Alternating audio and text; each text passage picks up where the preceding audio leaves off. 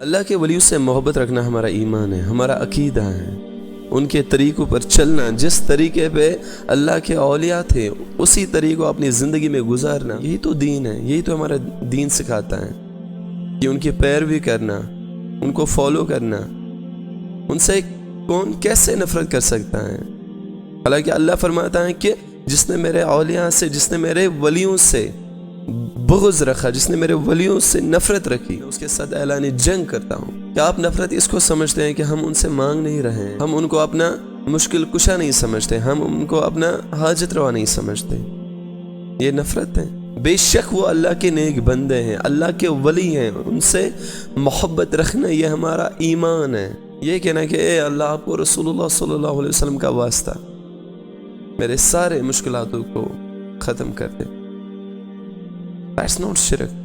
اس میں شرک کی کوئی بات نہیں ہے، لیکن براہ راست ڈائریکٹلی محمد رسول اللہ صلی اللہ علیہ وسلم کو مانگنا، ڈائریکٹلی حضرت علی رضی اللہ تعالیٰ عنہ کو پکارنا، حضرت شیخ عبد القادر جیلانی رحمۃ اللہ علیہ اس کو پکارنا کہ اے اللہ کے نیک بندو، یا رسول اللہ صلی اللہ علیہ وسلم میری جولی کو بھر دیجیے، یا علی میرے سارے مشکلاتوں کو ختم کر دے، یا شیخ عبد القادر جیلانی رحمۃ اللہ علیہ مجھے اولاد عطا کیجیے، مجھے ہدایت دیجیے، میرے گناہوں کو معاف فرما دیجیے۔ یہی تو شرک ہے، اور یہی تو آج کے لوگ کر رہے ہیں مزاروں پہ، ان سے ڈائریکٹلی مانگ رہے ہیں، حالانکہ ان کو قدرت نہیں ہے دینے کی۔ We should respect them، ہمیں ان کی ریسپیکٹ کرنی ہے۔ اللہ کے ولیوں سے ہمیں ان کے طریقوں پر چلنا ہے، نہ کہ ہمیں انہیں مانگنا ہے، نہ کہ ہمیں ان کو اللہ کا درجہ دینا ہے۔ پھر خالق اور مخلوق میں کیا فرق رہ گیا؟ پھر اللہ اور اللہ کے ولیوں میں کیا فرق رہ گیا؟ یہی تو شرک ہے، یہی تو شریک ٹھہرانا ہے اللہ کو۔ اس گناہ کو اللہ نہیں بخشے گا، اس گناہ کو اللہ ہرگز نہیں بخشے گا اگر انسان توبہ کیے بغیر اس دنیا سے چلا گیا تو۔ یہ بات کڑوی ہے لیکن سچ ہے، یہی حقیقت ہے۔ آپ لوگوں کو میری بات بہت سخت لگی ہوگی، شاید آپ کے ایموشنز کو ٹھیس پہنچی ہوگی، شاید آپ ناراض ہوئے ہوں گے، but this is the reality my brothers and sisters and you have to accept this۔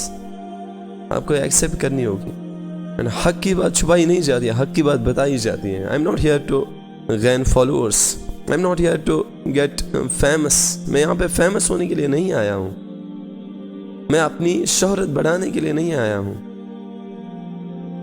میرا مقصد ہے آپ لوگوں کو صحیح راستہ دکھانا، جتنا مجھے پتہ ہے وہ آپ تک پہنچانا۔ بے شک میرے پاس علم نہیں ہے، میرے پاس اتنی نالج نہیں ہے۔ I know I'm not a scholar، I'm not a Mufti, I'm nothing۔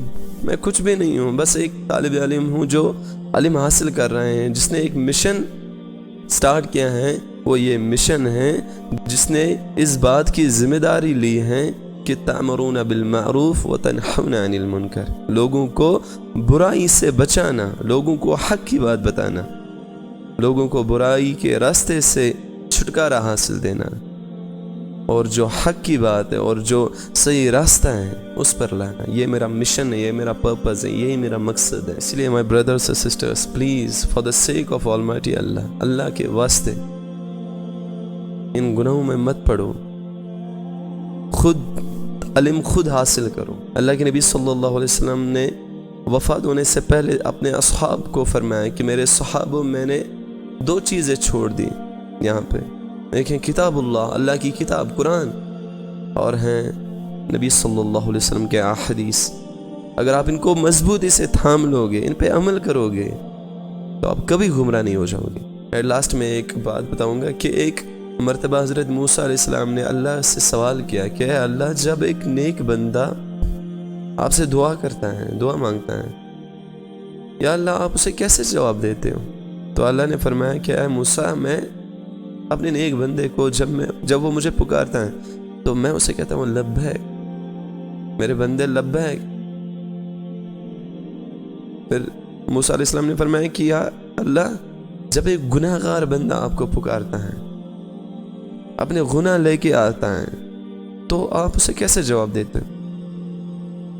اللہ نے فرمایا کہ اے موسیٰ، جب ایک گناہ گار بندہ جس کو گناہوں نے بہت رنج و غم میں ڈالا ہوا ہے، جس کو میرے سوا کوئی نظر نہیں آتا جو اس کے گناہ معاف کرے. جب وہ میرے پاس آتا ہے، مجھے پکارتا ہے، تو میں اسے 3 مرتبہ کہتا ہوں لبیک لبیک لبیک. اتنی محبت کرتا ہے. اور یہ بات میں ان لوگوں کو بول رہا ہوں جو یہ سمجھتے ہیں کہ اللہ ڈائریکٹ نہیں سنتا ہے. اللہ کو ڈائریکٹ سننا نہیں آتا. اللہ کسی کے ذریعے کسی انسان کی بات سنتا ہے.